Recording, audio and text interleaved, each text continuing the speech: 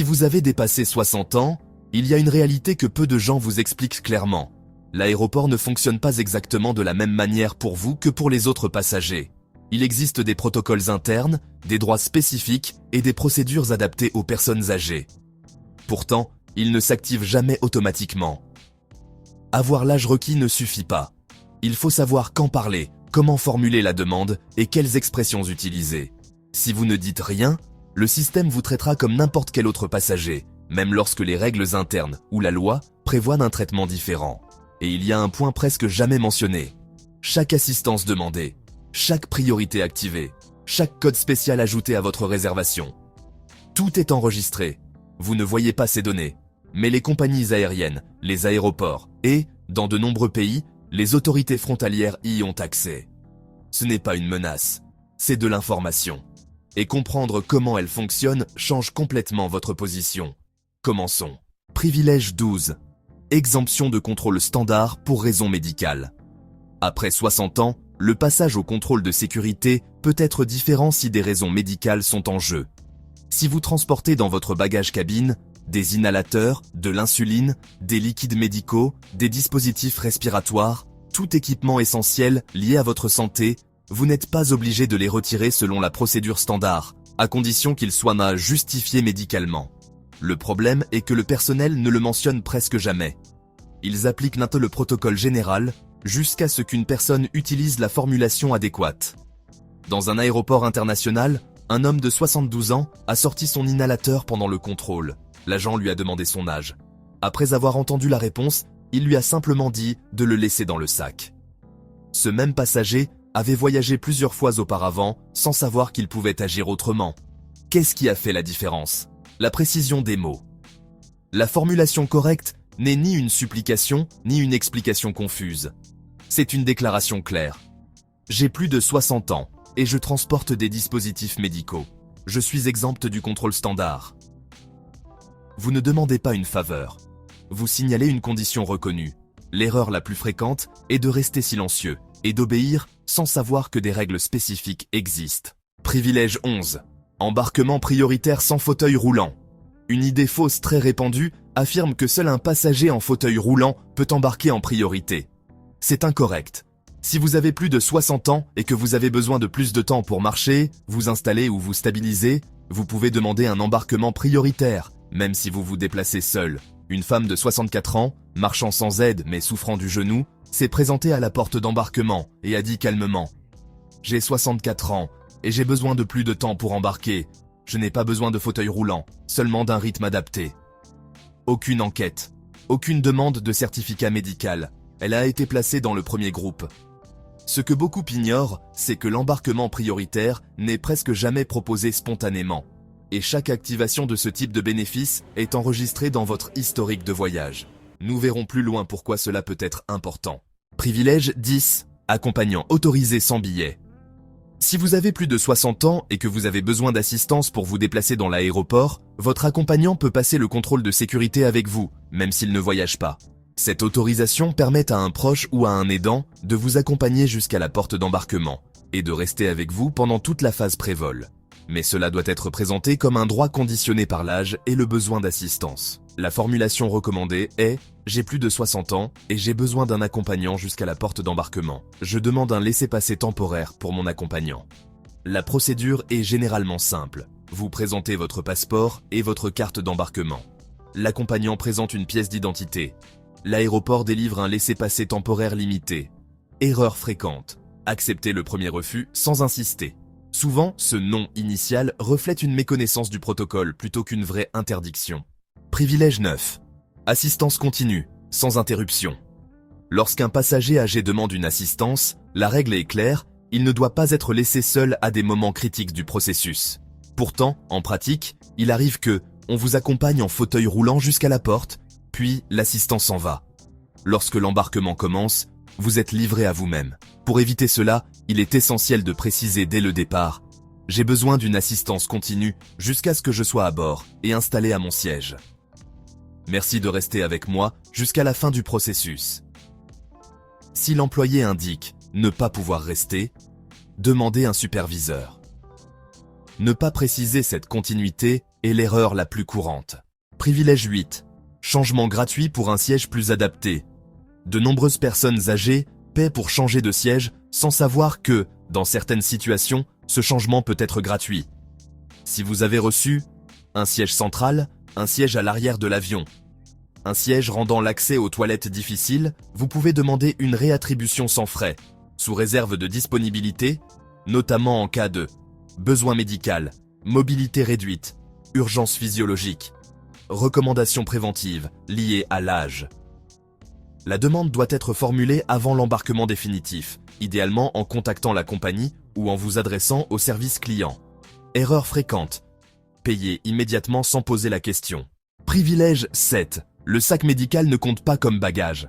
La plupart des compagnies autorisent un bagage cabine, un objet personnel. Cependant, si vous transportez un sac distinct contenant exclusivement des médicaments, des dispositifs respiratoires, des appareils d'assistance, de l'oxygène portable, du matériel médical, certifie ce sac ne doit pas être compte dans la limite autorisée.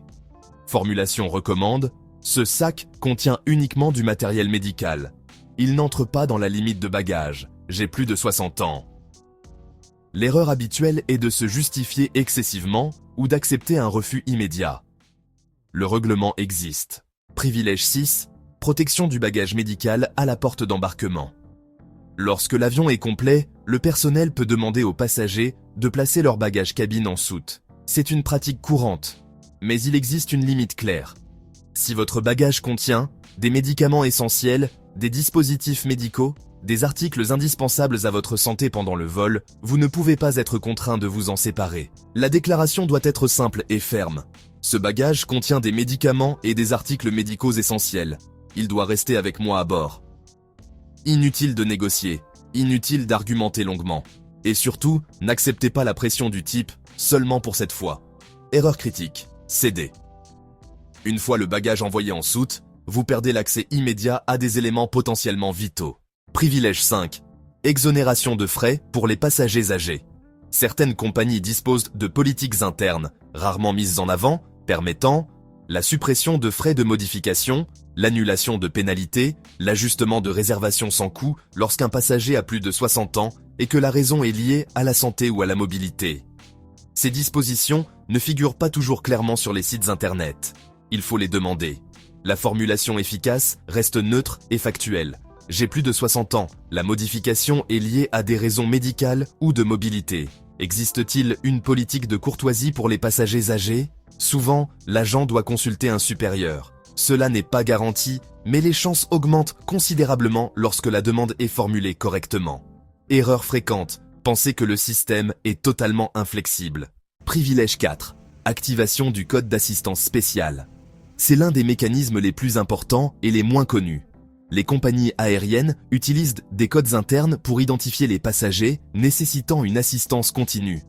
Lorsque ce code est activé dans votre réservation, le personnel est automatiquement informé. L'embarquement est priorisé. Certaines procédures sont adaptées. L'assistance est coordonnée tout au long du parcours. Mais ce code ne s'active pas par défaut. Il doit être demandé explicitement, idéalement avant le jour du vol. Formulation recommandée. J'ai plus de 60 ans et une mobilité limitée. Je souhaite que le code d'assistance spéciale soit activé dans ma réservation afin de garantir une aide continue. Une fois enregistré, votre situation apparaît clairement dans les systèmes internes. Erreur majeure, attendre le jour du départ pour en parler. Plus le code est activé tôt, plus votre protection est réelle. Partie 4, quand le voyage continue, frontières, registres et conséquences. Jusqu'ici, nous avons parlé d'aéroports et de compagnies aériennes. Mais il existe un point où vos paroles ont encore plus de poids que votre billet. Le contrôle frontalier. Ici, il ne s'agit plus de confort. Il s'agit de statut, d'historique et de droit d'entrée. Chaque assistance activée, chaque code ajouté, chaque mention médicale peut apparaître dans le système lorsque votre passeport est scanné. Ce n'est ni illégal ni négatif en soi. Le risque apparaît lorsque vos déclarations ne correspondent pas aux informations affichées. Pourquoi les frontières examinent davantage les personnes âgées ? Les autorités migratoires observent principalement 3 éléments chez les passagers de plus de 60 ans. 1. Où se situe réellement leur centre de vie. 2. S'ils disposent de ressources économiques suffisantes. 3. s'ils sont fonctionnellement autonomes. Ces questions sont rarement posées de manière directe, elles se déduisent de vos réponses. Et beaucoup de personnes se fragilisent sans le vouloir. Les phrases qui protégent votre statut. Phrase 10. Expliquez un long séjour à l'étranger. Question typique. Combien de temps êtes-vous resté à l'étranger? Pourquoi si longtemps? Réponse dangereuse. J'étais avec ma famille. C'était une visite. Cela peut suggérer que votre véritable vie est ailleurs. La formulation sécurisée doit justifier la durée, souligner le caractère temporaire, réaffirmer votre résidence principale. J'ai voyagé pour des raisons de santé et de soutien familial temporaire, mais mon domicile permanent et mes principaux liens sont ici. Ne laissez pas d'espace ambigu. Phrase 9. Médicaments avec étiquetage étranger. Si vous transportez des médicaments achetés à l'étranger, évitez « c'est pour ma tension ». Je les ai achetés là-bas. Réponse solide. Ce sont les mêmes médicaments que je prends ici sur prescription de mon médecin. Je les ai achetés pendant le voyage car mon stock était épuisé. Mon suivi médical principal est ici. Si possible. Photos d'ordonnance, rapports médicaux, documents justificatifs. L'objectif est d'éviter toute zone d'ombre. Phrase 8. Démontrez ses attaches. Quand on vous demande « Où vivez-vous ? Avez-vous de la famille ici ?» Ne répondez pas seulement par une adresse, montrez une structure de vie. Je vis ici de manière permanente. J'ai des comptes bancaires actifs, une assurance santé, un médecin traitant et des obligations administratives en tant que résident. Le contexte protège davantage que le silence. Phrase 7. Pourquoi ne travaillez-vous pas? Répondre simplement « Je suis à la retraite ». Et s'arrêter là peut susciter des interrogations sur vos ressources financières. Il est préférable d'apporter immédiatement un cadre clair. Je suis retraité et je perçois des revenus de pension. Je dispose également d'économies accumulées et d'un soutien familial occasionnel. Ma base économique est ici. L'idée est simple. Vous n'êtes pas économiquement dépendant d'un autre pays. Ne laissez jamais l'impression que vous ne pourriez pas subvenir à vos besoins dans votre pays de résidence. Phrase 6. Vivre chez un membre de la famille. Déclaration risquée. Je vis chez ma fille et elle m'entretient. Cela peut être interprété comme une dépendance totale. Formulation plus équilibrée. Je vis avec un membre de ma famille, je contribue aux dépenses et je dispose de revenus personnels. Je reçois un soutien, mais je reste indépendant. La nuance est fondamentale. Cohabiter n'est pas dépendre. Phrase 5. Assistance à l'aéroport. Si vous avez utilisé un fauteuil roulant ou une assistance spéciale, puis affirmez que vous voyagez seul, vous vivez seul, vous n'avez besoin d'aucune aide, cela crée une incohérence avec les données enregistrées. La réponse cohérente est « J'ai demandé une assistance par confort et prévention, mais je suis autonome et fonctionnel dans ma vie quotidienne. » N'exagérez pas vos limitations. Ne les minimisez pas non plus. La cohérence entre ce que montre le système et ce que vous dites est votre meilleure protection. Phrase 4. Voyage fréquent lié à la santé ou à la famille. Question fréquente. Pourquoi voyagez-vous si souvent et restez-vous longtemps à l'étranger? Réponse problématique. Parce que j'ai ma famille là-bas. C'est plus confortable. Je me soigne là-bas. Ces réponses peuvent suggérer que votre vie réelle se situe ailleurs. Formulation protectrice. Je voyage pour maintenir des liens familiaux et gérer des situations ponctuelles, mais je reviens toujours car ma résidence, mon suivi médical principal et mes obligations sont ici. Reconnaissez les liens familiaux, mais réaffirmez clairement votre centre de vie. Erreur grave. Semblez partagé entre deux pays. Les autorités raisonnent en termes de résidence effective. Phrase 3. Revenus, argent et autonomie économique. Ce type de question déclenche le plus souvent des contrôles supplémentaires. Combien d'argent transportez-vous? Comment vous financez-vous? Réponse dangereuse. Mon fils m'envoie de l'argent. Je ne gagne pas beaucoup. Cela suggère une dépendance externe. Réponse solide. Je perçois des revenus de pension et je dispose d'économies sur des comptes locaux. Ma famille peut m'aider occasionnellement, mais ma base économique est ici. Même si l'aide existe, mentionnez-la en second. Erreur critique. Paraître financièrement non viable en tant que résident.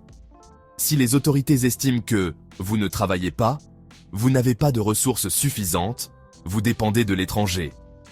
Elles peuvent conclure que vous ne maintenez pas une résidence réelle.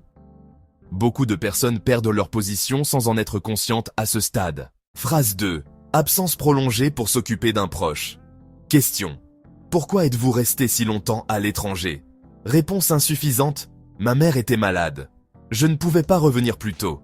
Cela manque de structure. Formulation complète. Mon absence était due à une urgence familiale grave. Je m'occupais d'un proche malade. Mon intention a toujours été de revenir, car mon domicile et ma vie sont ici. Si vous avez des documents médicaux ou justificatifs, mentionnez-les. Il ne s'agit pas de se défendre. Il s'agit d'appuyer votre cohérence. Erreur grave, ne pas pouvoir démontrer le caractère exceptionnel de la situation. Phrase 1. Soupçon d'abandon de résidence. C'est le scénario le plus délicat. Lorsque l'agent déclare « Il semble que vous passiez plus de temps à l'étranger que dans le pays », beaucoup réagissent émotionnellement et aggravent leur situation avec des phrases comme « C'est moins cher de vivre là-bas ». Ici, je suis seul. J'ai plus de soutien ailleurs. Ces déclarations peuvent être interprétées comme un abandon volontaire de résidence. La réponse qui protège votre position doit être calme et structurée. Je comprends mes obligations en tant que résident permanent. Cette année, j'ai passé plus de temps à l'étranger en raison de circonstances familiales et médicales exceptionnelles, mais j'ai toujours eu l'intention de maintenir ma résidence et mon domicile ici. Ne soyez pas agressif. N'entrez pas dans des explications excessives. Reconnaissez la situation, contextualisez-la et réaffirmez votre intention. Ces phrases ne sont pas des astuces. Elles sont des manières claires, précises et honnêtes d'expliquer votre réalité sans vous fragiliser. Chaque assistance demandée dans un aéroport est enregistrée. Chaque information laissée dans un système peut réapparaître. Chaque incohérence ouvre la porte à des questions supplémentaires. Et chaque réponse structurée peut fermer ces questions avant qu'elles ne deviennent un problème. Après 60 ans, comprendre le langage exact du système change tout. Parce que voyager ne dépend pas seulement d'un billet, mais aussi des mots que vous choisissez d'utiliser.